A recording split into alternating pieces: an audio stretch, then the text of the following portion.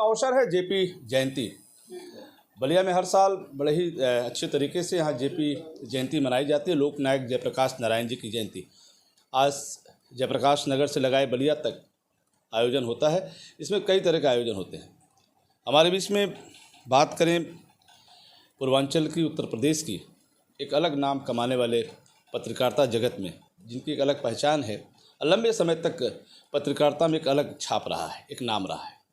हम शुरुआती दौर पे उस समय बात करते हैं। आजमगढ़ ज़िले की एक शुरुआत रही है, बड़ा ही ज़बरदस्त तरीके से रही है। कलम में इतनी ताकत रही है कि सत्ता भी हिलने लगी है, उस वक्त व्यवस्थाएं भी गड़बड़ाने लगी। तो आज वो ताकत, वो कलम की ताकत हमारे बीच में है। धीरेन्द्र श्रीवास्तव जी, जयप्रकाश नारायण के धीरेन्द्र नाथ श्रीवास्तव जी से हमारी बात हो रही थी। तो आइए बात करते हैं कि जेपी आंदोलन में क्या भूमिका रही, क्या आज के डेट में नौजवानों की रुझान जेपी आंदोलन को लेकर चर्चाएं कम हो रही हैं? क्या नौजवान आज भी उसी तरीके से जयप्रकाश जी को याद करता है या कुछ अंतर दिख रहा है? जी, जयप्रकाश जी हमेशा विषम परिस्थितियों में याद किए गए। पहली बार भी 1942 में उनको जब याद किया गया था, ठीक से पूरे देश ने स्वीकार किया था। उस समय महात्मा गांधी भारत छोड़ो का नारा देकर के जेल में जा चुके थे। कांग्रेस के बड़े बड़े नेता जेल में जा चुके। जयप्रकाश जी जेल की दीवार तोड़ के निकले थे और पूरे देश ने उनको स्वीकार किया। और उनके नेतृत्व में, डॉक्टर राम मनोहर लोहिया के नेतृत्व में, जयप्रकाश नारायण के नेतृत्व में देश का नौजवान सड़क पर निकल पड़ा आज़ादी के लिए। उसके बाद फिर जयप्रकाश जी पर्दे के पीछे चले गए, सामाजिक संरचना का काम करने लगे। 74 में जब भ्रष्टाचार का आंदोलन शुरू हुआ तो जयप्रकाश जी ने भ्रष्टाचार का विरोध किया। उसी समय न्यायालय का फैसला आ गया। जगमोहन लाल जी ने फैसला दे दिया कि प्रधानमंत्री श्रीमती इंदिरा गांधी का चुनाव अवैध है। उसको लेकर के और देश के आंदोलनों को लेकर के श्रीमती इंदिरा गांधी ने आपातकाल लागू कर दिया। देश विषम परिस्थितियों में था। एक बार फिर नौजवान जयप्रकाश के नेतृत्व में खड़ा हुआ और इमरजेंसी तार तार हो गई। इस देश में लोकतंत्र बहाली हुई। आज देश की स्थिति आर्थिक तौर पर बहुत कमज़ोर है। हम लोग कर्जे को ही विकास मानने लगे। आज सभा करने के लिए भी अनुमति लेने की ज़रूरत पड़ती है। आज आप कहीं 100-200 लोग इकट्ठा होकर के सच भी नहीं बोल सकते। अगर यही विषम परिस्थितियां रही तो यह देश जयप्रकाश जी के तन के साथ नहीं, जयप्रकाश जी के मन के साथ खड़ा होगा और लोकतंत्र और सुराज को बचाने के लिए जयप्रकाश जी के रास्ते पर चलेगा। थोड़ा समय लग सकता है इसमें, या अगर सरकार सुधर गई तो नहीं भी लग सकता। इसलिए जयप्रकाश जी हमेशा विषम परिस्थितियों में ही याद किए जाते थे। जयप्रकाश जी कभी सत्ता की परिस्थितियों के लिए याद नहीं किया जाता, आगे भी याद किए जाएंगे। और यही याद करने के लिए जगह जगह उनको लोग संकल्प लेते हैं।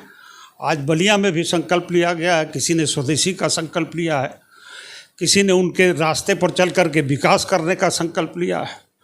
कोई उनका व्यक्तित्व के रूप में पूजा कर रहा है। ये प्राचीन देश, धार्मिक देश है, तस्वीर लगा के फूल ही चढ़ा रहा है। लेकिन जयप्रकाश जी से जुड़े सभी लोग हैं अपने अपने तरीके से। पहले के नौजवान में आज के नौजवान में अंतर नहीं दिख रहा है कि पहले एक जो आप बता रहे हैं कि पहले नौजवान एक जेपी आंदोलन में जो शामिल थे, तो हमें लगता है कि नौजवान अब धीरे धीरे भूलते जा रहा है। ऐसा है कि नहीं?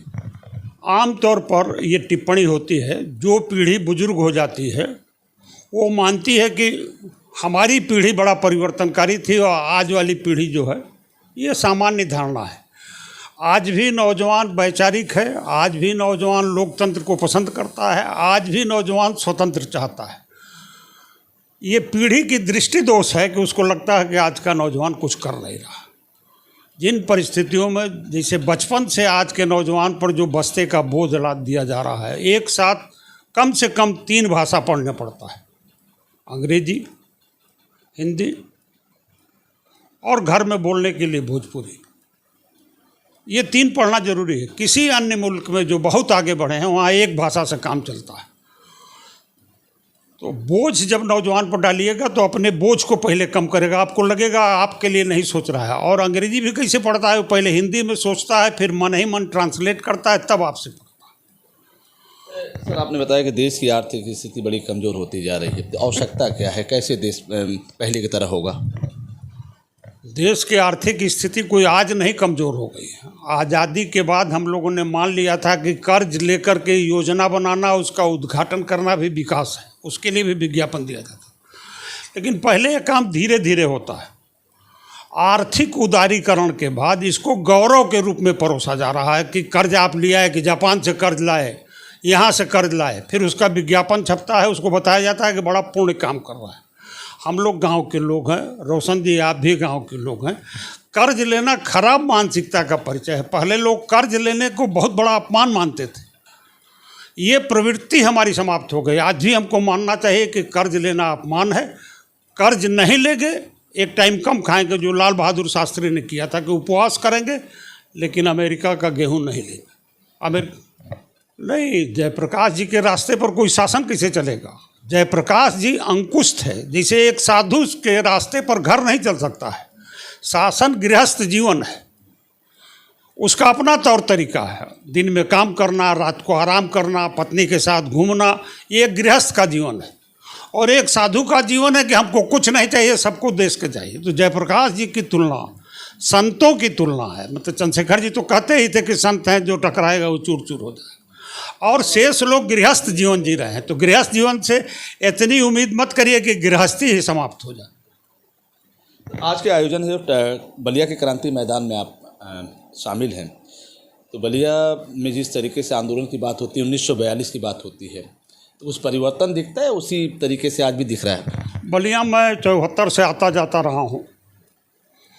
बलिया अकेले वह जनपद है जहाँ के प्रतिनिधि ने आर्थिक उदारीकरण का जीवन के अंतिम सांस तक विरोध किया, राष्ट्रपुरुष चंद्रशेखर ने, और कहा कि जिस रास्ते पर हम जा रहे हैं देश रसातल में जाएगा, आर्थिक कंगाली से जूझेगा।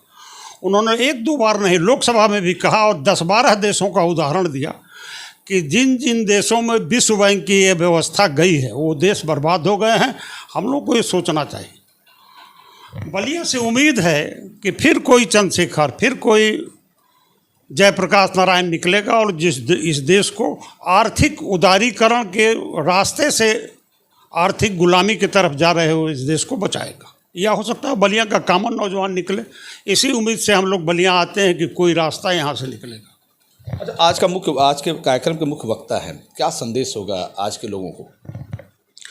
सादगी से जिंदा रहने की कोशिश करिए, अपना खर्च घटाइए और स्वदेशी अपनाइए। बिना स्वदेशी को अपनाए यह देश बच नहीं सकता।